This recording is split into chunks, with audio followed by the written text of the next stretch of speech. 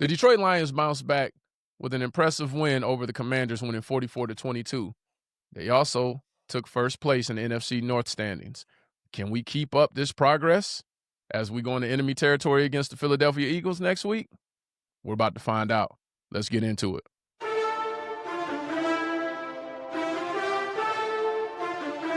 Welcome to Blue Collar Blitz Podcast. I'm your host, Maverick. I'm Big O. Great win, bro. Great win. And before we get into this, let's start off with, I told you so. Call it confident, cocky, arrogant, whatever you want to call it. I said it. I called it. I said, man, it's an easy win. Yeah. It's an easy win. Yeah, you called it. But, hey, things do happen. Things do happen. Yes. It didn't happen for Washington, but it didn't happen for Washington. Yeah, because I was pretty shocked by some of the games that I saw over the weekend, like that Buffalo and Miami game. Man. That was huh? Oh, wow. That was quite the shocker. But it wasn't all wins across the board. I mean, we won the game in a dominant fashion, but there's some things we need to address, especially when you're talking about playing a backup quarterback and Marcus Mariota. But we'll get into it. So we giving flowers right now.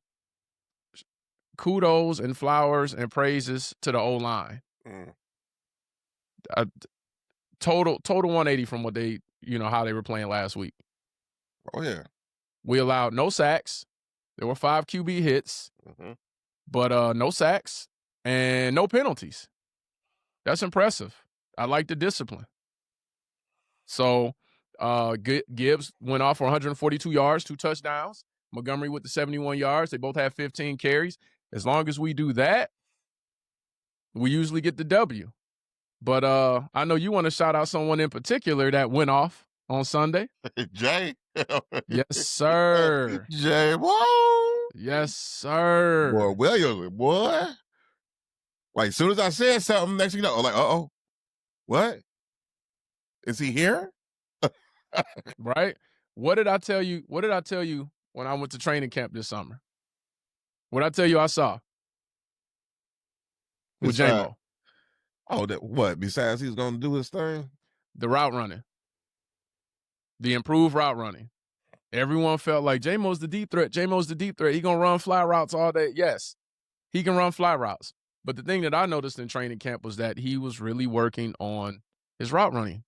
And I couldn't for the life of me figure out why we weren't including him in the offense. I'm like, he can do more than just run down the sideline. And he showed that Sunday. But he do look good running down the sideline. He does. But one thing that, we were told while watching the game is that it wasn't Morton calling the offense. It was Dan Campbell. So, after the game, he was saying, I just wanted to try some different things. I still had Morton involved, because the passing game is his bread and butter. But we just wanted to try some different looks. And I like Dan Campbell calling the plays, man. If J-Mo is getting over 100 yards and you don't have him only running flight, like he's running curls, he's running drag routes, you're not keeping up with him if he runs across the field.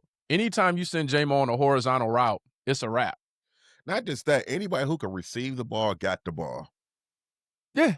Everybody touched that ball Sunday. I mean, I was just like, this is what I'm talking about. Yeah. Not just one person, not just one target.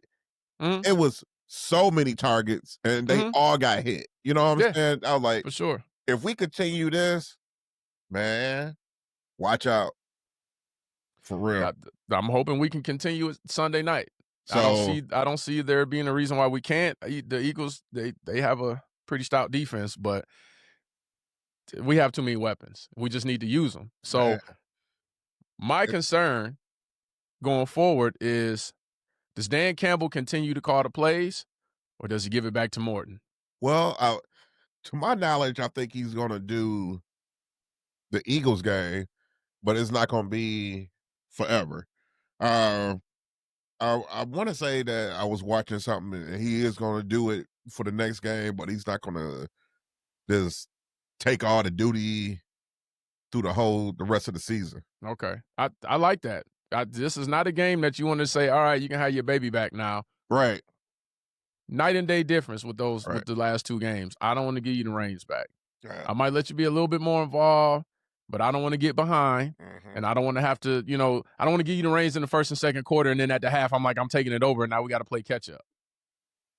I mean, like, I know, that still got to hurt a little bit. Like, man, you just gonna take my job? But Brother, he said, he ain't taking nothing away from him. But yeah, you still being paid as offensive coordinator. You're still on the team, and Campbell is saying he's still happy to have you a part. Now, this could be political talk. We don't know. It could be the offseason. He can be like, this ain't it.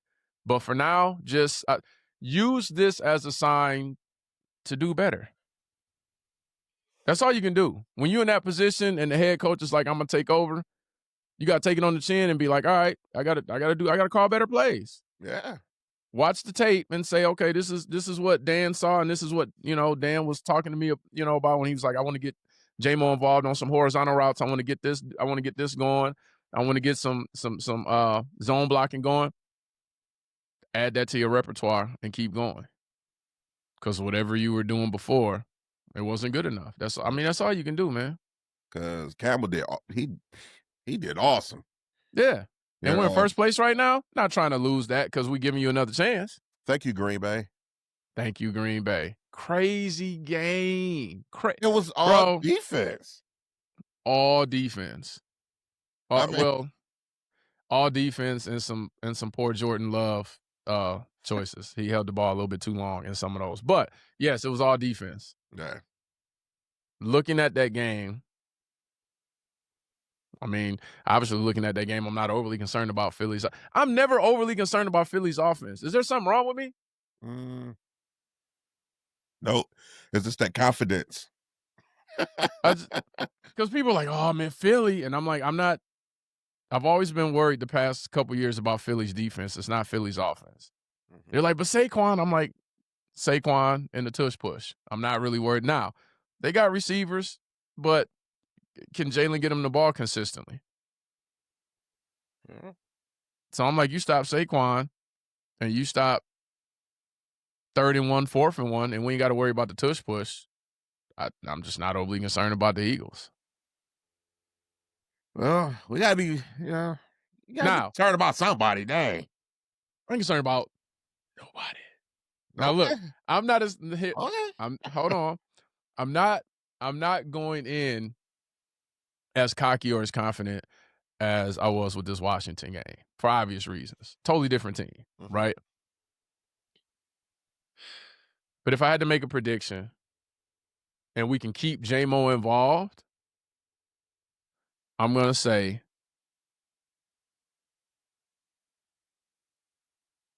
35-21, Lions. 35-21. That's my prediction. 35-21. I think it's going to be a lower scoring game. You think so? I'm going to say 35-21. We're going to stick to that. We're going to stick to that. 10-14. 10-14 who? 14-10 Lions? Yeah. That's respectable. I like it. So we'll see. Either way, it's a win. But I'm trying to account for the fact that I know we have a high scoring offense as we've had in recent years, and I don't think Philly is going to put up a 10-point game. They just put up a 10-point game. You have to score more than that. You can't have two back-to-back weeks where you score 10. You got to double the points. So that's why I'm giving them 21 points. And like I said, that's also as long as we keep J-Mo involved. You keep J-Mo involved, he might rattle off 2 touchdowns. But we'll see.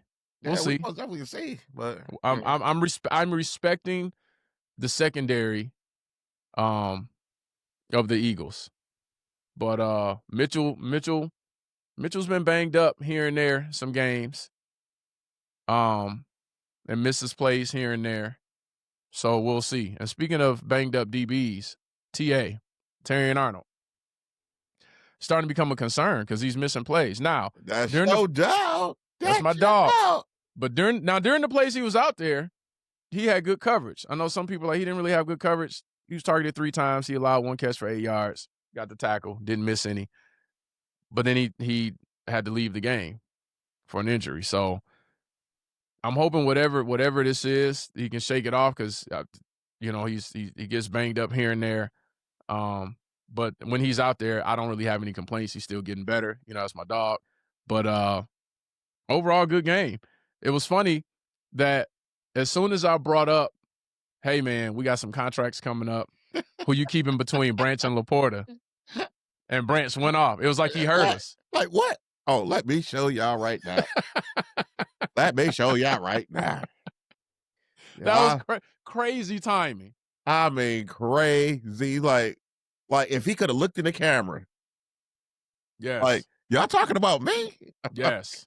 Crazy timing. Like, you trying to make a decision between me or Laporta. That's no disrespect to Laporta, but do you know what I'm capable of? And I said that. I was like, if I had to make a choice, I ain't getting rid of Branch. If it comes contract time and we can't keep everybody because Gibbs still got to get his, and you can't pay everybody, I'm like, I got to make a choice. You know what I'm saying? We gotta keep Branch. We got to keep Branch. We most definitely got to keep Gibbs. Absolutely. Yeah, we're not getting rid of Gibbs. That, if you notice, that's never even a conversation. When I'm talking contracts, it's never a decision between like, is it Gibbs or this? Gibbs don't come up. That's an automatic. You got to keep him. Nah, yeah, he is a beast. And realistically, Branch wouldn't be in this conversation. But when you look at all of the other contracts that we've given out, like we paid J-Mo, we paid Hutch, we paid Kirby, you know what I'm saying? Anzalone will be gone, so you got to pay Jack Campbell. So when you look at all of the contracts that we're giving out, you like 6, 7. Somebody gonna be on the chopping block. But I could be wrong. Maybe someone takes a little less. I don't know. I just don't know how you keep all the stars here. I'm not saying I don't want everybody here. I just don't know how you keep them with the salary cap.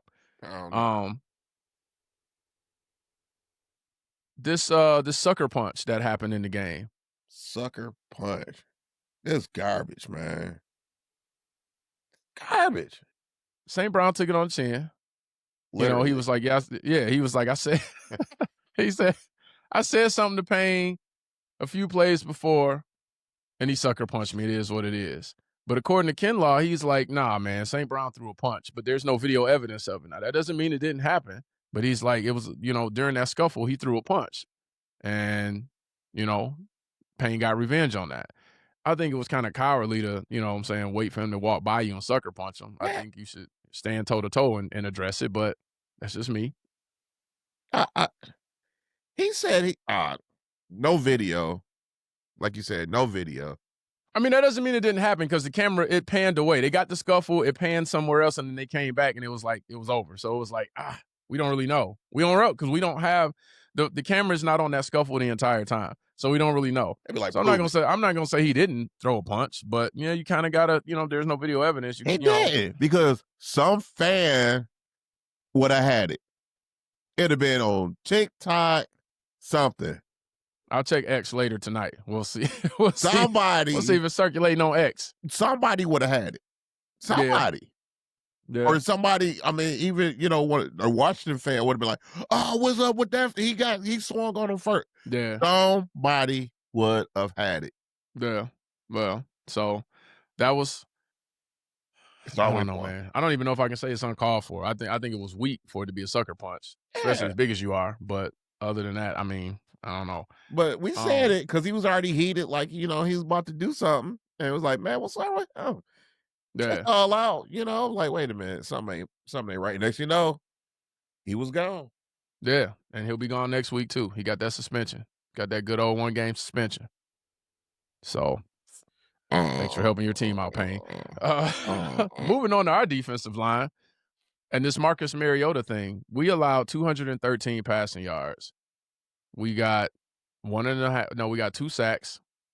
Branch was a part of, 1.5 of those. Lopez came in and helped out with 1. We only got 7 pressures. Hutch had 2. So I'm not in panic mode.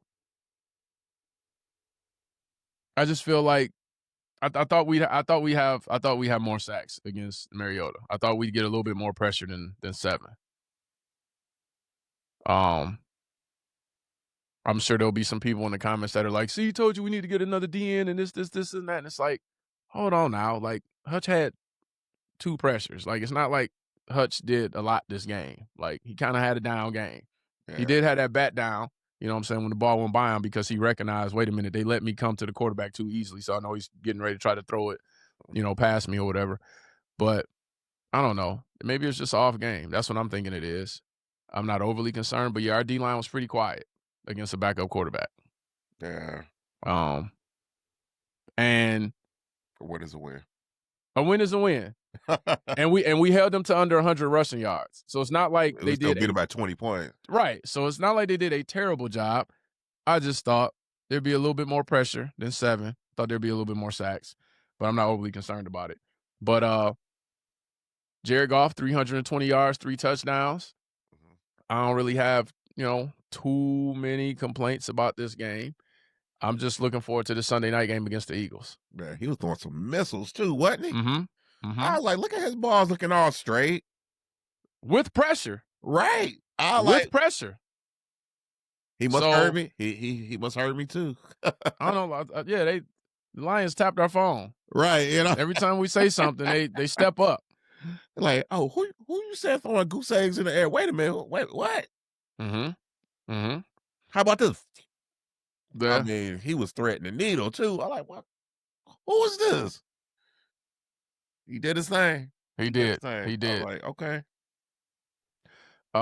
Special teams. They weren't as bad, but there's still some things they can clean up. But this Eagles game, that's what I'm looking forward to. I kind of knew this game was a win. I kind of figured going into this episode, I was like, it won't be much to talk about. We won. We dominated. There were going to be drinks on me if we lost. None of you followers got drinks out of me because we won. Am I confident enough to offer drinks for this Philly game? Absolutely not, because I'm not insane. But I do think we're going to win. So you got anything else to report with the Lions? Man, keep on winning. Absolutely. Campbell, keep calling the plays. At least this one. At least this one. At least this one, because you did great. Absolutely. Absolutely.